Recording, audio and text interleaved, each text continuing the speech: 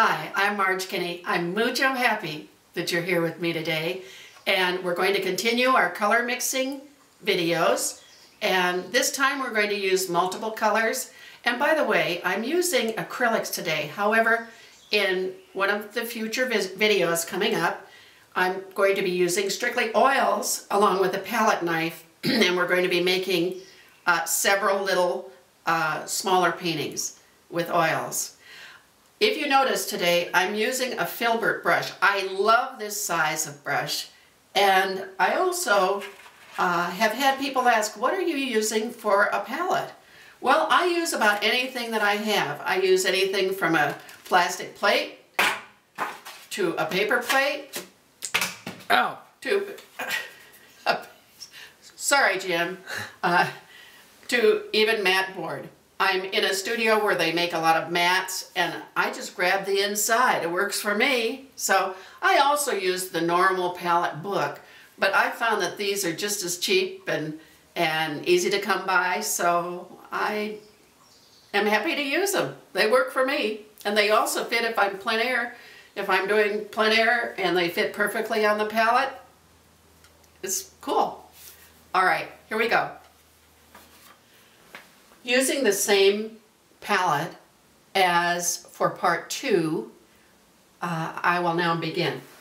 I'm going to use this photo of the Monterey area, and it will be my guideline.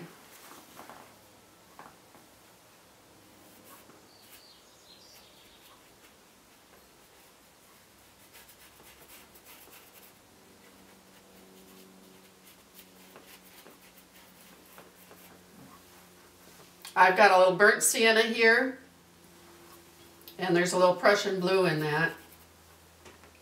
I also added black to the palette.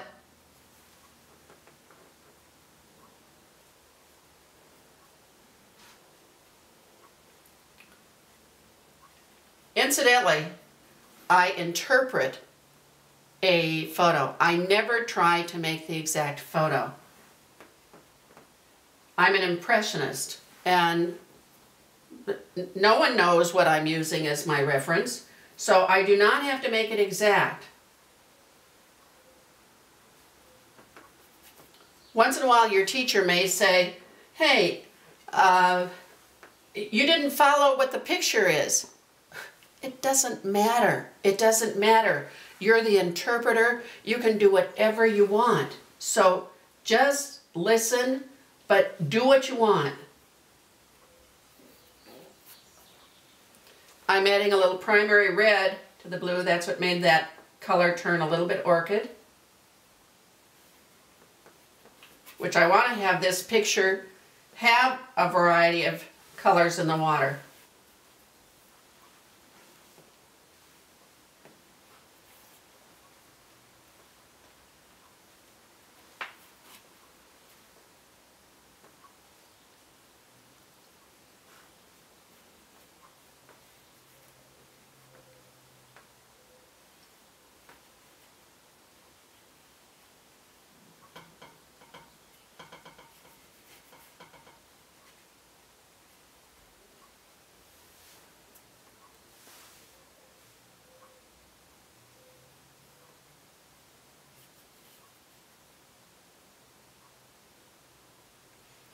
The water is coming into the shoreline from this direction, so again that oval would stretch out. Usually where it hits the bottom of a rock, it's heavier, and then as it gets to the top, the spray becomes thinner.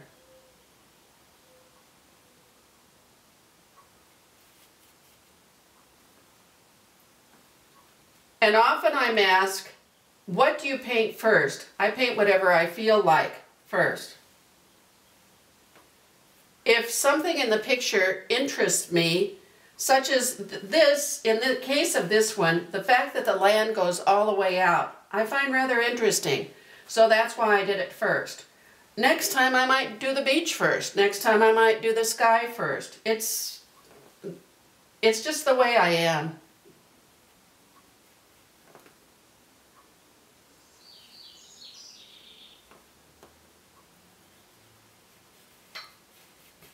As far as composition goes, The reason that this is an interesting composition is that it doesn't have one half where there's nothing happening. It has information on this half of the painting as well as this half. Now, if you want to concentrate on the golden mean is where you divide the picture into thirds, and thirds this way, and your activity should be in one of these corners or more than one corner. In this case, it's in the upper corner. So it has interest, and I think it has flow. Your eye comes up and around, and it does a very nice angle back and forth. Now you'll also notice that this shoreline with the rocks on it does not go directly off the corner. It goes above the corner, and we always want it that way. Otherwise it leads your eye off the painting. So I can even exaggerate this by having a rock come a little bit higher to keep it away from the corner.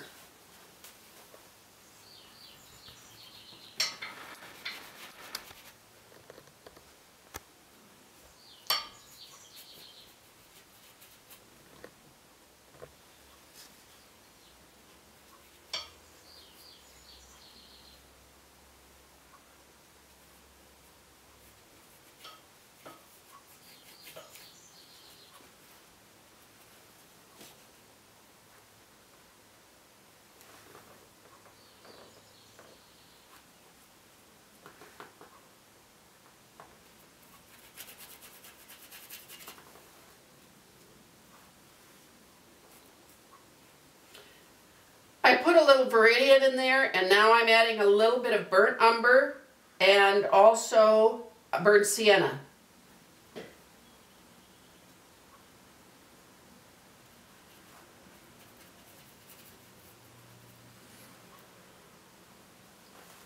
I see a little road back in there,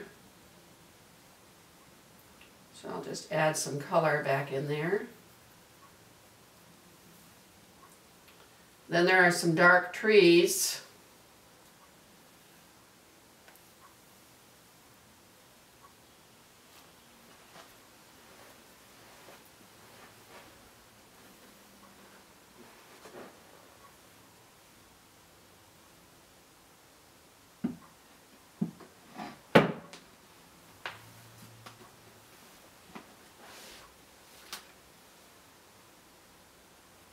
This was in Monterey, so some of these would have been cypress trees, and cypress trees grow so that the root is inwards, like the first portion of it, but then the branches tend to go outwards towards the ocean.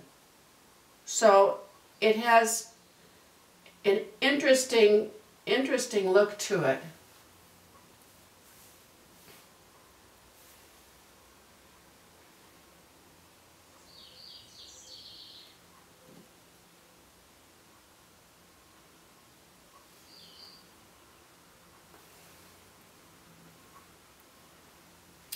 I'm called a dirty brush painter.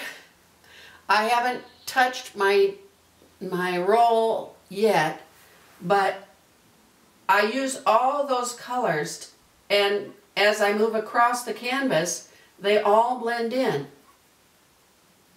I can use my paper towel